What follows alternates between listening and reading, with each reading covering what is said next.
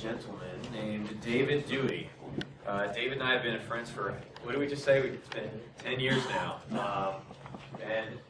David is one of my mentors. So when I need to understand what's going on in the Windows operating system, APIs, rootkits, how are these hooking processes work to any of the really operating system, getting into the kernel kind of stuff, David is the guy that I would go to.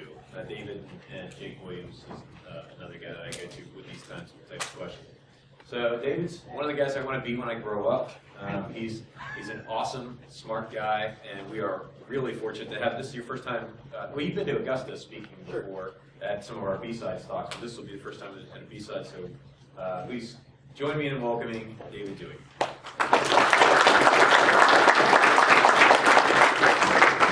All right, thanks, Mark, for that kind introduction. Like Mark said, my name is David Dewey. Up until very recently, was the director of engineering for a company called Blue Box. I'm still on the board of advisors, so I'm still here presenting on behalf of Blue Box. This is not a vendor pitch. I'm going to talk to you a little bit about app wrapping and how it works. And you'll find that the slide material is going to be a little bit lean because I'm coming right up to the point of the Blue Box secret sauce. And so there's going to be a little bit the slides will be a little bit lean, but please feel free to ask questions and I'll answer just about as much as I can. In addition to that, it's also meant to cover sort of how app wrapping works for other vendors as well. And that's really kind of the intent of the talk, is to understand what is meant by app wrapping and how different folks are doing it. A couple of points of order. Mark gave me these handouts I'm supposed to give out as part of the presentation. I just went through my slides and I can't figure out where I would give them away in my presentation. So if you can come up with a really good question, I'll use these as awards for the best question that I get. So, and then if no one asks any questions, I'll just sort of toss them randomly to you. Also, another sort of point of order, Mark asked me a few months ago if I would come speak at BSides, and I said I'd be glad to. He didn't mention the fact that he was going to put me right between Tim, who is an incredible presenter, and lunch. And so I'm kind of at a disadvantage here in terms of keeping everyone's attention. So I will do what I can to make this enjoyable and get you off to lunch. All right, so first things first, right, what is app wrapping? Right, it kind of occurred to me when I was putting this talk together, not everybody in the world might know what app wrapping is. And so the best way, I think, to explain this is to kind of tell the story of how Blue Box came to be. About 3 years ago, a good friend of mine, entrepreneur, called me up and said, hey, I've got this idea for a new company, and I think you could probably do it. I'm curious what your thoughts are.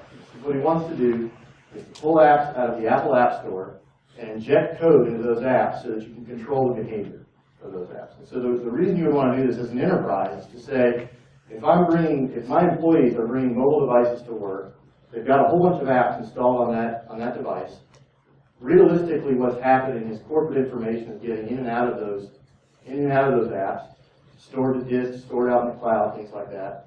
And I, as a security administrator, want to control the behavior of those apps so I can control the flow of my corporate data, control the flow of my sensitive information. So bring that back around. The idea is we want to inject code into these third-party apps that are already installed on a mobile device and control their behavior. 3 years ago, that was impossible, right? Apple would have told you flat out, right to your face, that is impossible.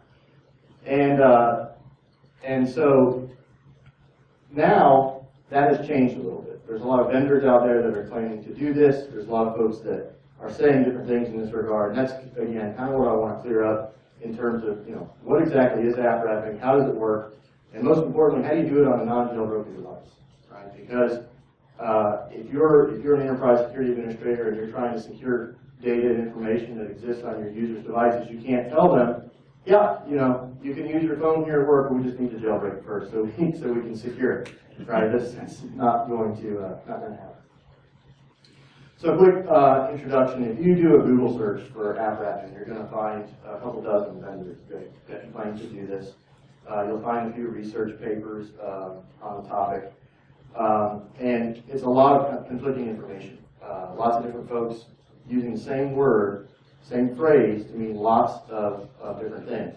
Lots of pros and cons that come along with everything that they're saying when they say that they do this. And I want to cover all of those pros and cons in depth so that if you are actually evaluating an app wrapping solution, you have the ability to ask the right question to determine whether that solution is exactly what you're looking for or not. Also, if you're interested in doing research into app wrapping, this presentation will kind of give you an indication as to where the open research problems are, where are the gaps in current app wrapping solutions, and maybe you can go do the research to fill those gaps. All right, so the methodology that's used for app wrapping and the end goal of the app wrapping vendor is where this confusion comes from. So there's lots of folks that do what they call app wrapping, and they provide their solution through an SDK.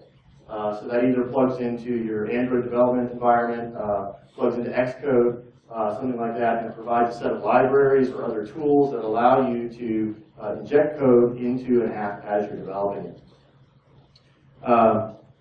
The other thing you'll hear people talk about is enterprise app wrapping. What this means is apps that are being developed for enterprise use only.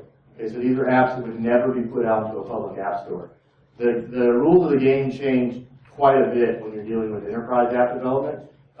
You don't have to get through Apple's app verification or Android bouncer. You don't have to get through any of that stuff.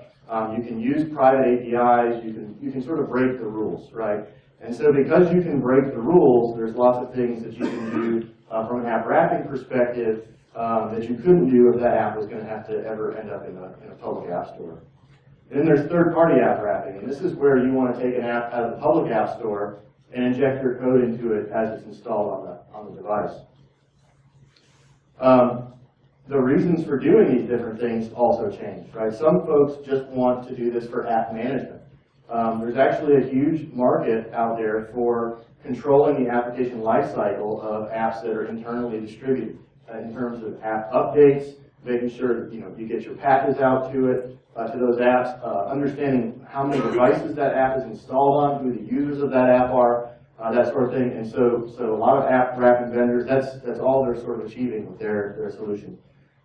Many folks are looking at security, right? Ensuring that corporate data is secured when it's written to disk, ensuring that the network communication that goes to and from those apps is secured, ensuring that the app is not being tampered with by some attacker or adversary of some kind, ensuring that the app is only running on a non-jailbroken device, things like that. And then there's integration. There's a lot of folks that are providing other enterprise solutions that they want apps to be able to integrate with. Consider an enterprise VPN solution, for example. Juniper provides an SDK that allows you, when you're building your app, to tie directly into to a Juniper VPN. So you can distribute an enterprise app that ties into that VPN and access internal resources. Right, so understanding sort of the mix and match here of what techniques are being used and what the end goal of the different vendors are is sort of important, because if you don't ask the right questions, if you're evaluating an app wrapping vendor, you could end up with an SDK for app management when what you were trying to do was to encrypt data as it gets written to disk. So this slide is the slide that, if we don't spend about 15 minutes on this slide, I'm doing it wrong. This is the slide that I'm going to put up while I talk about right up to the secret sauce that I talked about, okay? So first I want to talk a little bit about sort of the different platforms that you would have to interface with if you wanted to do app wrapping. Realistically, this is going to happen on iOS and Android, and that's pretty much it. You could try to do it on Windows Phone or BlackBerry if you wanted to. I don't know why you would want to, but you could try to do that. So on iOS, sort of a breakdown of the way that it works is there's, on your iOS device, there is an XNU kernel that is the kernel for iOS. You really don't have any interface into the kernel from any sort of app level control. Then you have your core OS. You have iOS itself. And then from iOS, there's some core services that are exposed. So these are things like being able to access the GPS, being able to access address book, a camera, these sorts of things that are provided by the operating system itself. This is typically accessed through what's called the Foundation Framework, which is a set of libraries that are distributed with iOS that allow you to, like I said, gain access to the GPS, camera, things like that. And then on top of that core services, this is where you start to see the various sandboxes that exist within iOS. Each app that is installed on an iOS device is installed in a randomly selected directory structure.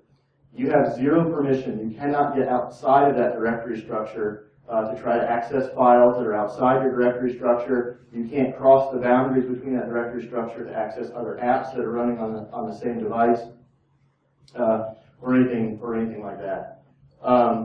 And then within that sandbox, you have your various apps. The apps themselves, the code that makes up those apps is typically written in Objective-C or Swift nowadays. You might see that start to come out. And then, so within each app sandbox, you have an instance of the Objective-C runtime.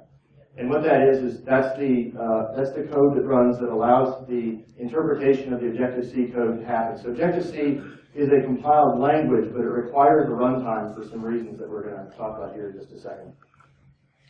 And so if I want to hook into an app and control its behavior, I can't touch anything at the kernel level. iOS isn't going to permit that. I can't touch anything at the operating system level. iOS isn't going to allow that either. I can't mess with the core services at all. I can't cross the sandbox, so I can't install an app that's going to go out and touch other apps. And so what you want to do is insert a shim that sits between the app and the Objective-C runtime itself. And so we're going to talk about exactly how that works here in just a second. So kind of a little bit of a back up a little bit in terms of what Objective-C is as a language and how it works. So Objective-C is an object-oriented language that allows you to instantiate objects very similar to the way that you would see with C++. The major difference between Objective-C and C++ is that Objective-C is what's called a late binding language, whereas C++ is an early binding language. And what that means is, as you're writing your code, every function has a name, a string name, right? My function with some parameters that you can pass to it.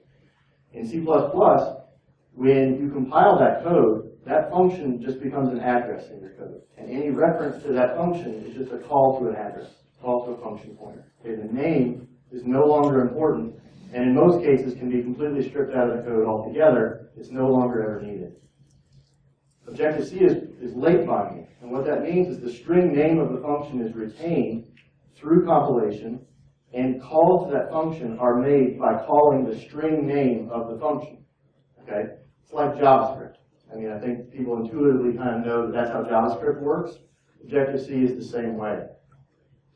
And so what happens is any function call that happens in Objective-C runs through a dispatcher where you pass the string name of the function that you're trying to call, and it goes and it looks that function up in a table to say, okay, in this instance, that function by this string name exists at this address, and it goes and it makes that call. Okay, so you can kind of probably see where this is going, right? If I wanted to intercept a function call inside an app to go alter the behavior, so again, we talk about accessing the GPS. So there's a core location services manager location method to say, give me my GPS requirements. If I want to override that location method, right, I could go to that table that says the location string name points to this other function. So now I can just update that function pointer to say, I want location to point to my code instead of their code, right? This sounds slightly complicated, except in Objective-C, it's built into the language for you. They use a process that's called swizzling, which is the dumbest name in the world for a pretty neat technology. It's also a pain because anytime you ever write a research paper about swizzling, every editor in the world thinks you've misspelled it because they don't understand that word. But so method swizzling, what that allows you to do is do exactly what I said, where it replaces the string name of the function to the function pointer that you want, as opposed to the one that it previously pointed to. Right? That's great if you're intercepting Objective-C calls. right? By total rough estimate, when people are writing Objective-C, only about a third of the code that they're actually writing is Objective-C. The other 2/3 is actually C code. Nobody writes pure Objective-C. There's kind of no reason to write pure Objective-C. And so how do you hook C code? Well, as I mentioned, C and C++ is an early binding language. So what happens is that string name of the function is optimized out of the code during compilation and replaced with a function pointer. That function pointer is stored in a table called the import address table. And what that does is, anytime you're importing a function from some third-party library, like the Foundation framework to get your GPS coordinates, it's going to store the address, the loader is going to store the address of the function pointer that points to that function that you're trying to call. At runtime, you go in and modify that table and say, no, go point back to my function again. Again, that sounds pretty difficult, right? But I'm going to come back to how that's actually not that difficult here in just a second. So now we know at a language level, right, how we can hook into the code itself. Now where do we point the code, right? If I pull an app bundle out of the App Store, it's going to come with a core executable, some images that get displayed up on the screen, and that's about it. Apple does not support the use of dynamic libraries, so there is no way that you can include a dynamic library in your app bundle. All you get is executable and some images. Now, that's all changing in iOS 8, but I'm going to come back to that as well.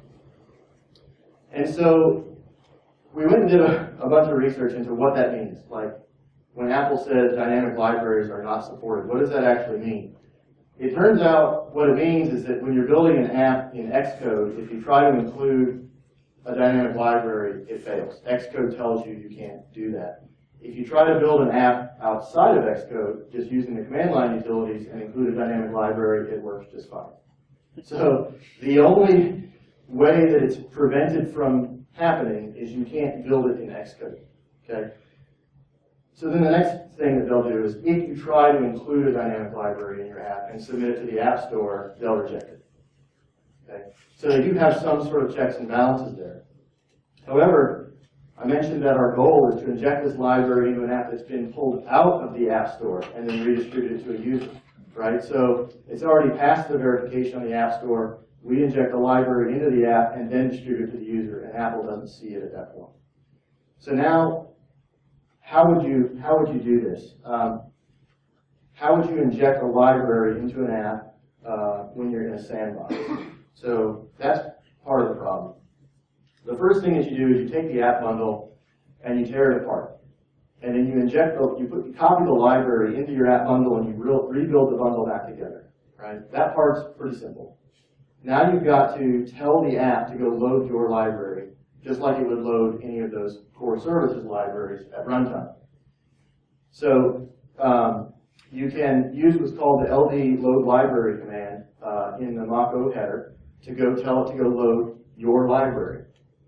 Problem is you don't know where your library is because you're in this randomly selected directory, right, as part of the sandbox.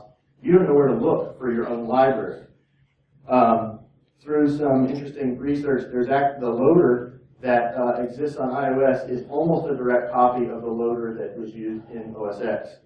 And there is a super old little trick that was used for OS X where there's some variables that are understood by the loader that tell you various things. One of those variables is called executable path.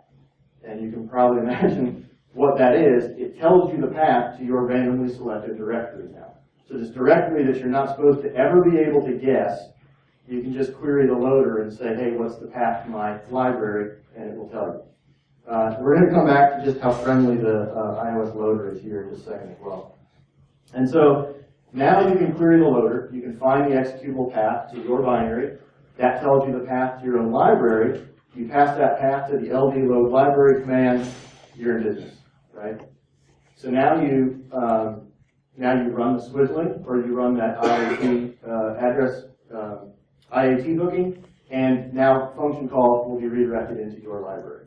This is great, right? Success, sort of, right? The problem with that is that that only works for the executable that was bundled in that binary. As I mentioned, these apps are going to call into the core services library quite a bit.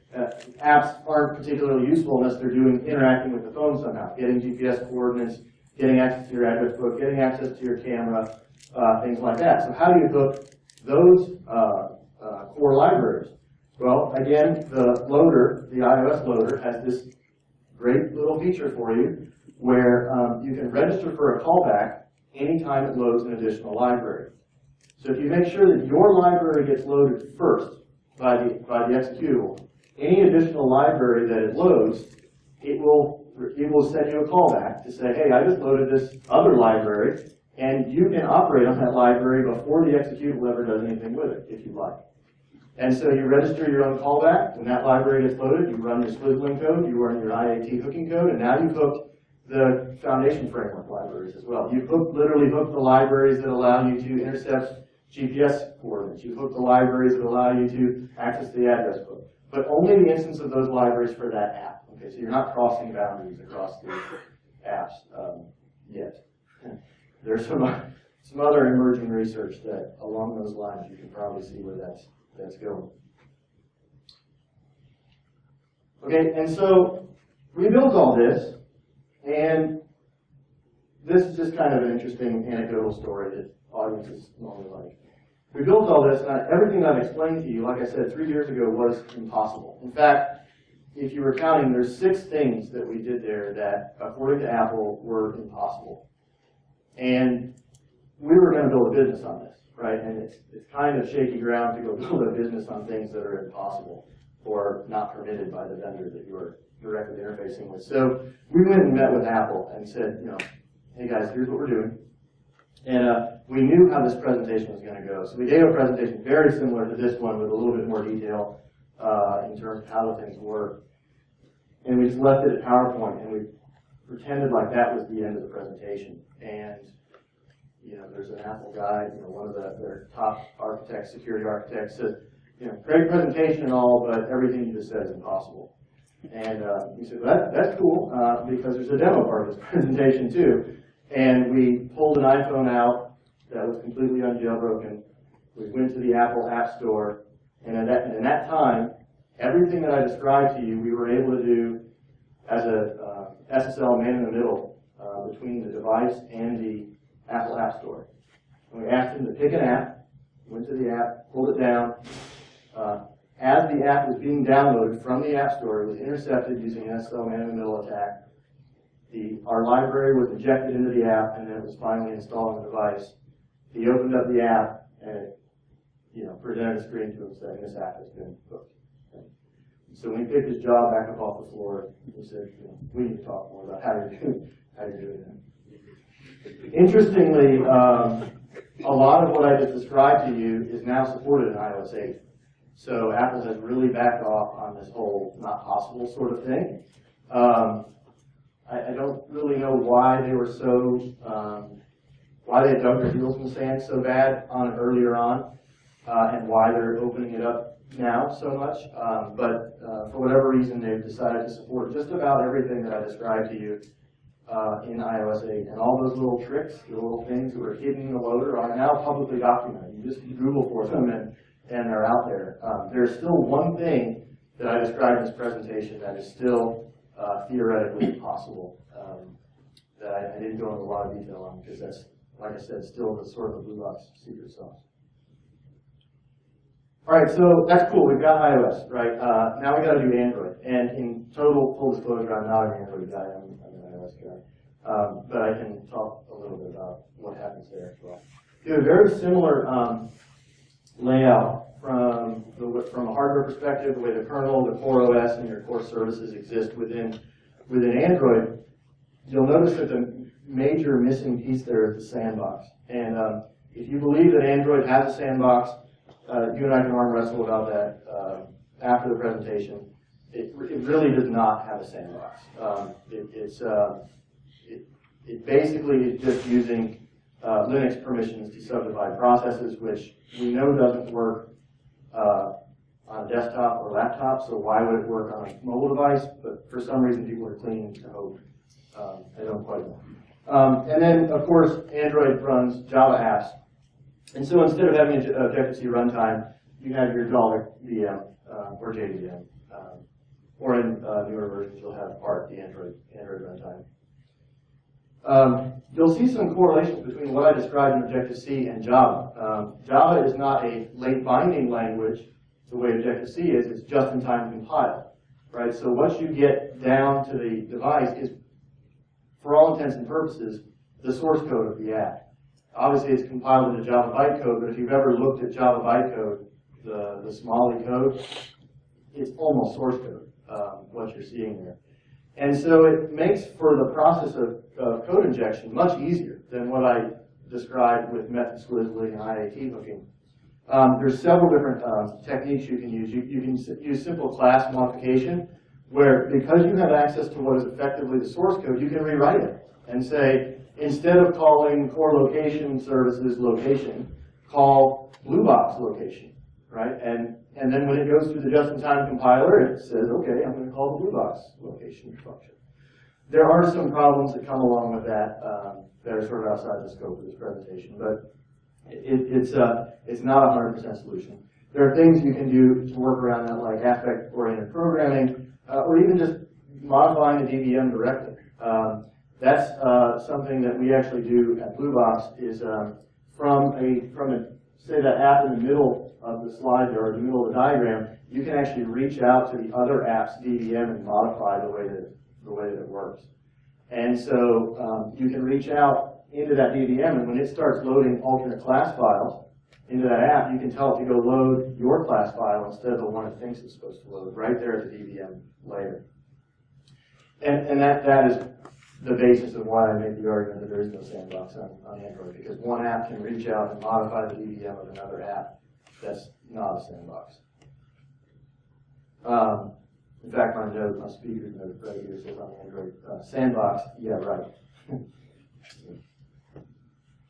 All right, so that is the principle of third-party app wrapping, right? So hopefully everybody sort of has at least a higher level understanding of how you can pull an app out of a third-party app store, whether it's the Apple App Store, the Android App Store, and as you're installing that app on the device, you can inject your own library. On iOS, you can inject your own class file on Android.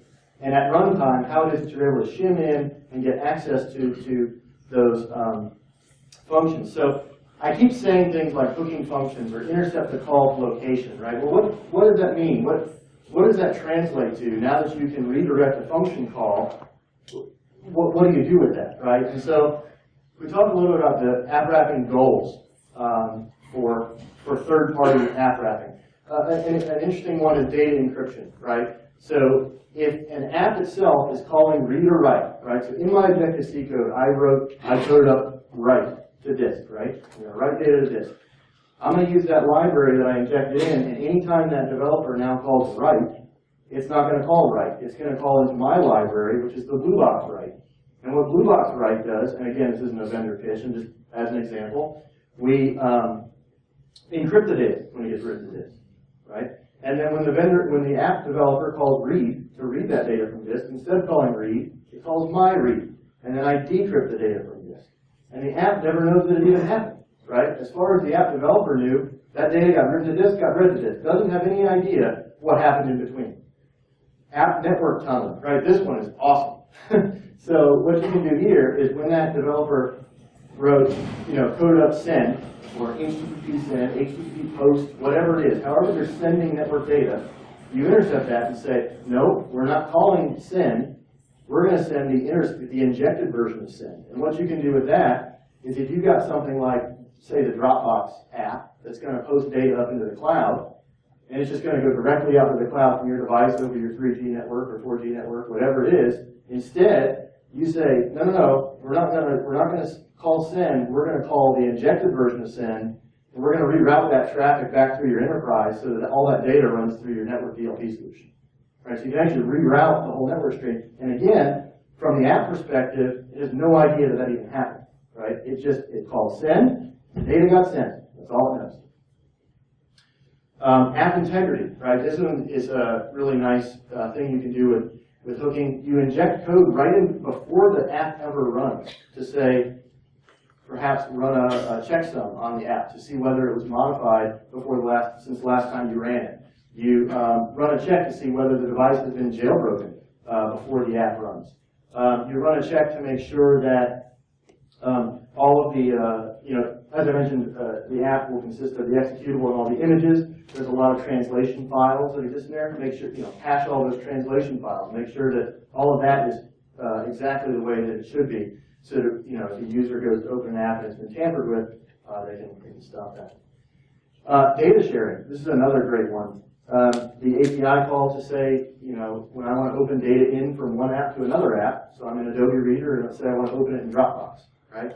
You can intercept that call that allows that to happen and prevent it if you want to. So you could say, no data is going to go from this wrapped and secured version of Adobe Reader into Facebook, right? That seems like a reasonable thing you can do. And all you have to do is intercept those open-in hooks.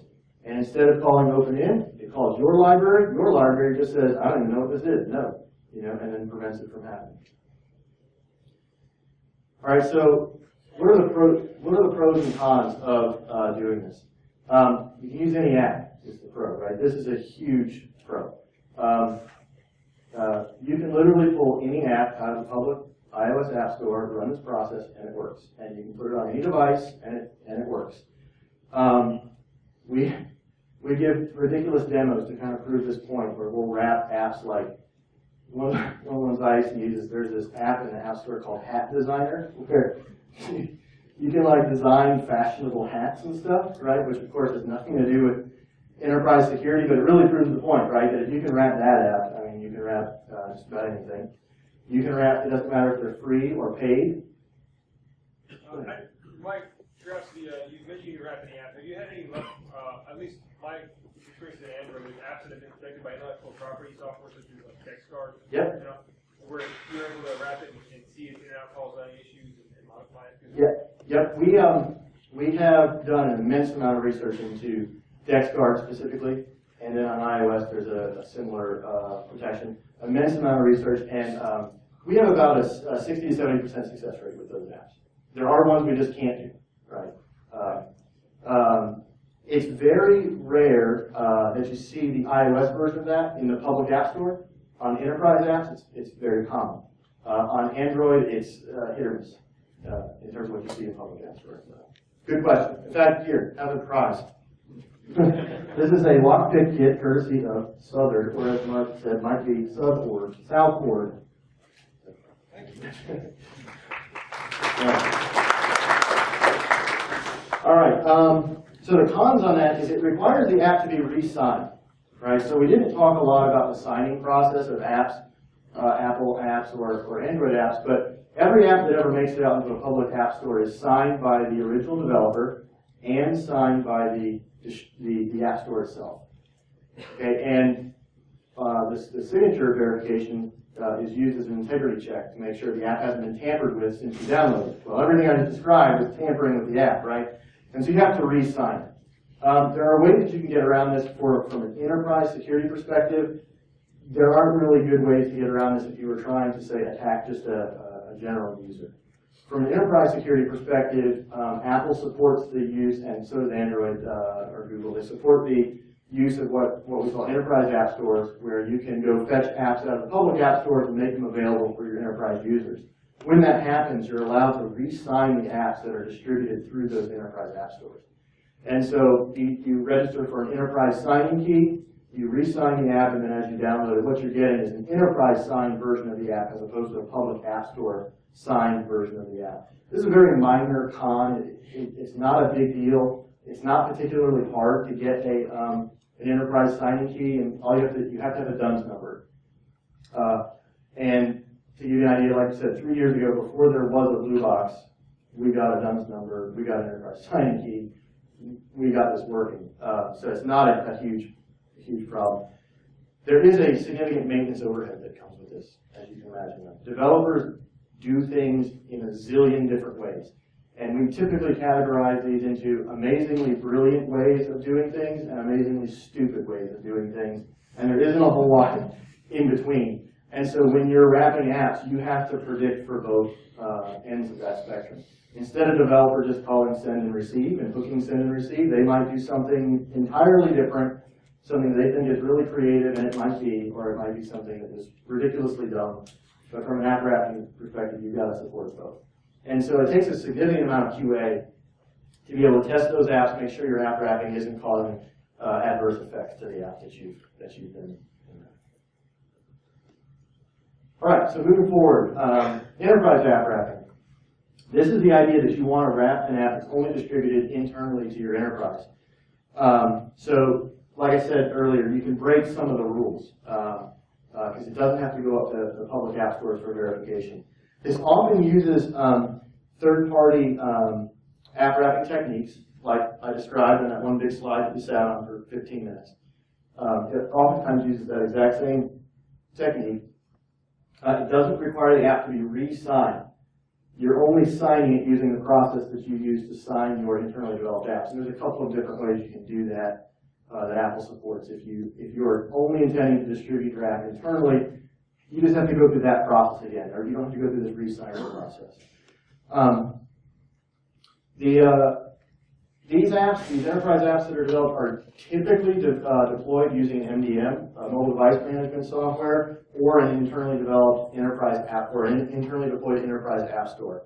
It's not always the case. It doesn't have to be that way. I mean, you can email someone an app, and they can install it on their device.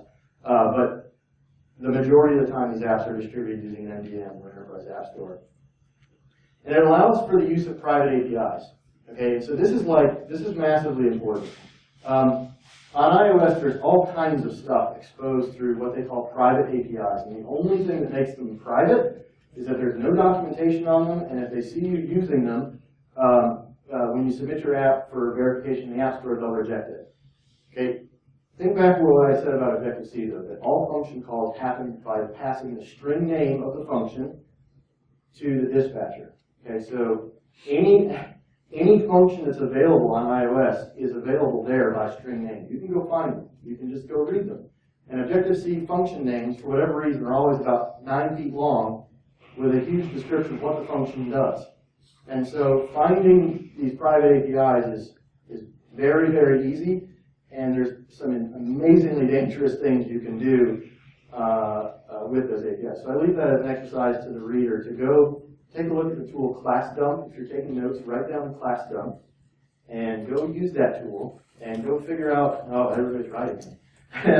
And go figure out what you can do with that tool, because there's some pretty amazing things you can do on iOS. Especially if you start thinking about what you could do with an app wrapping, from an app wrapping perspective, accessing private APIs inside an enterprise. Okay?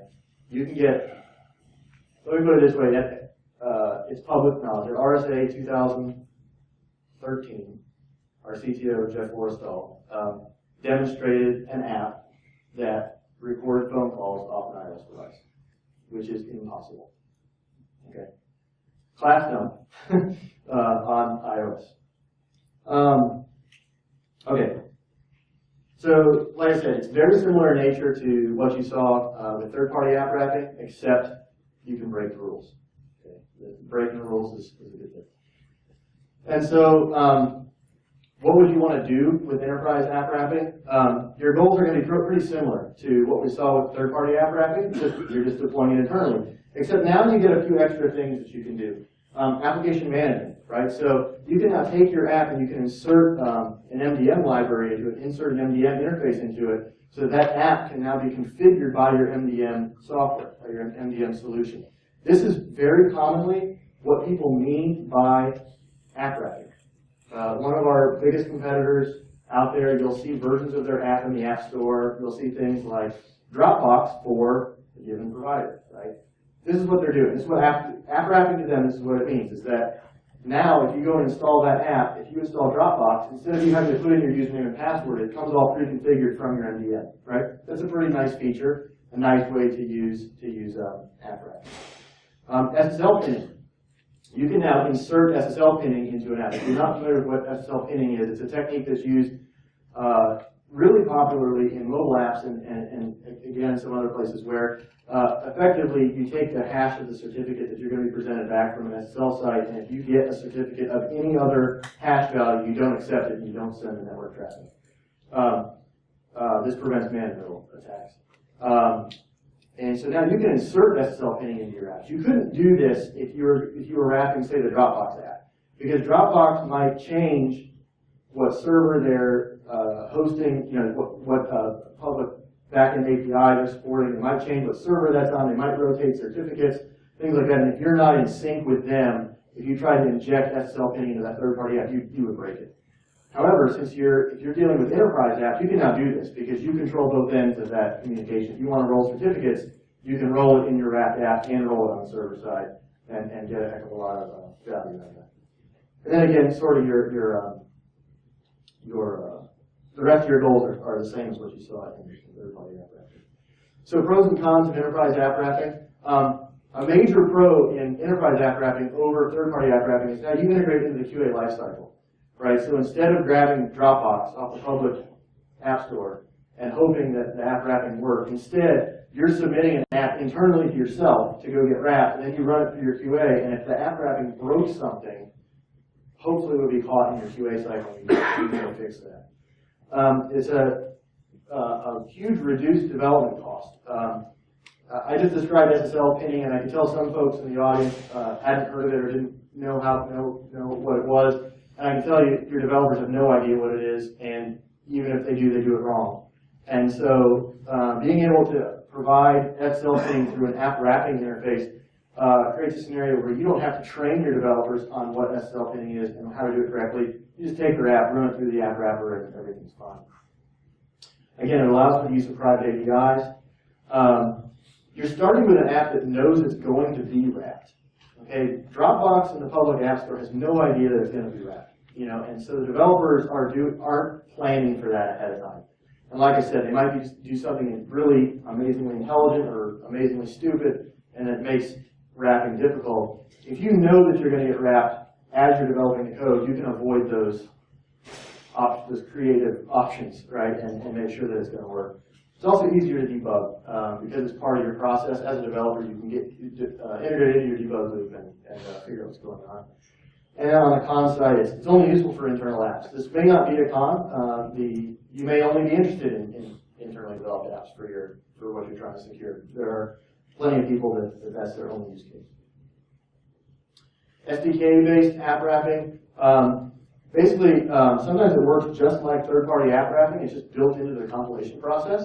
So it's not really an SDK because developers not like interfacing with it. It's just built into the build process. And sometimes it's distributed as an app development framework, which is just a framework that you can include in Xcode and start interfacing with those APIs. That's not really app wrapping. That's just development, right? And what that would look like, I've used the example of read and write. So you would just train your developers. Instead of calling read and write, you call read and write out of the secure SDK, and you get a secure version of read and write. The SDK wrapping goals, again, same sort of thing that you would see with third-party app wrapping, but this time it's completely built into your app. It's not bolted onto the app after the fact. It's built into your app.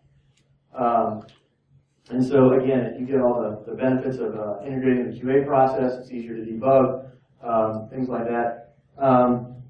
It's the only process that's applicable for apps that you want to wrap and then distribute through the public app stores. Okay, so think about that. When we wrap apps, you inject a library into the app. You cannot send that up to the public app store anymore; they'll reject it. So if you want to wrap an app and send it to the public app store, so if you're some big bank and you want and your bank app, the banking app that you send out to the general public, you've got tens of millions of users.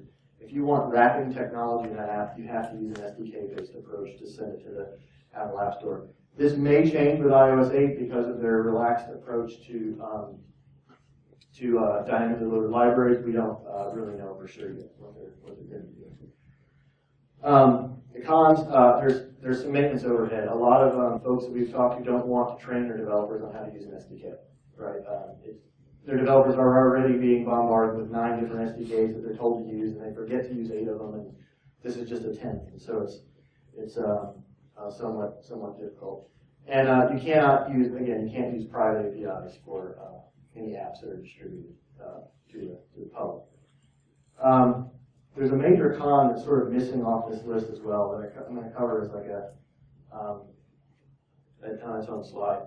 We talked a little bit about in third-party app wrapping that when you inject that library and it's only applicable to the actual base executable itself. That's also true for SDK-based app wrapping. Right? When you import a secured version of read and write, it's only being called from your library. You're not controlling out of those foundation framework libraries. So truly, the real approach to this is a hybrid technique where you'll see folks allow for the integration of a framework into the development lifecycle and then using some sort of dynamic library injection for the frameworks that exist that they're calling into. All right. Any questions? Yeah. Zach, you're first. What kind of legal issues have you guys run into as you looked at modifying third-party applications available on the public? Great question. And you earned a long-range Wi-Fi adapter courtesy of Alpha Network. I'll just put it up here. Yeah. So that is the first question we always get legally. What's the importance here, or how does basically the Apple EULA come into play here? The Apple EULA is very specific that if you are acting in their language, if you're acting as an agent on behalf of another enterprise customer to download an app, you're allowed to do that. You can go download an app on behalf of them and put it in an enterprise app store and re-sign it and distribute it to them. So the retrieval and distribution of apps is totally within the Apple license agreement. Where things get a little fuzzy is when you start injecting code into the app. Apple completely removes themselves from that equation altogether. They say that that's between us and the app vendor. Okay, so app vendors, of course, will use these software template EULAs that you've seen before, no reverse engineering or modification, and yada, yada, yada, yada, which basically means that every antivirus and host intrusion prevention system that's ever been invented is in violation of thousands and thousands of EULAs. And so we're in exactly the same boat, right, where you've got all these apps and applications that run on your desktop, laptop, that say, you can't inject code into us, but every antivirus and host intrusion prevention system in the world does it. And so there's kind of precedence that says that from a security point of view, there's a lot of gray area in terms of how that's going to be enforced or not. We don't hide what we do in our crash dumps or in our debug logs or any sort of stack trace of the developer that we've injected our library into. We make it very plain as day that we are there. We have had some phone calls to say, hey guys, please stop doing this. And in some cases we have stopped, and in some cases we've told them to go fly a kite, just kind of depending on the nature of what's going on there. But generally speaking, people aren't too worried about what you're doing once you actually explain the process. Could you use that SSL injection to on a third-party app to say man-in-the-middle deep packet inspection going out? Yeah, you could have. In iOS 7, they started SSL pinning in the App Store. And we'll take credit for that. They thought they were SSL pinning in the App Store in iOS 5 and 6, and they weren't. And so now they are, and they're very, very strict about it. And so there would be no opportunity to do that. Yeah. Do you guys use software security code trees on your wrappers? Like, the big concern I would have would be if you were going to modify the data that would be passed around, if you put, for example, if the app didn't do input parameter check, and you guys put in a value, or the user put in a value that was beyond that, you're bypassing their checking if they're redoing it. Right. You crash something on the back end. Is there any concern about that? Do you guys do any sort of, independent auditing yourselves? Yeah, great question. I wish I had another prize for you. But no, that's a great question. We do a lot of internal auditing.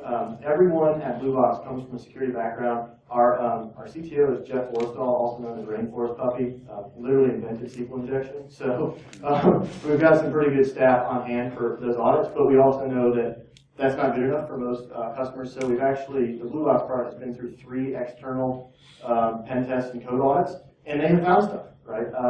And so that's all been corrected, and it's an ongoing process for Blue Box. And we take it extremely seriously, obviously, kind of given our background and heritage, because for exactly the reason that you're talking about.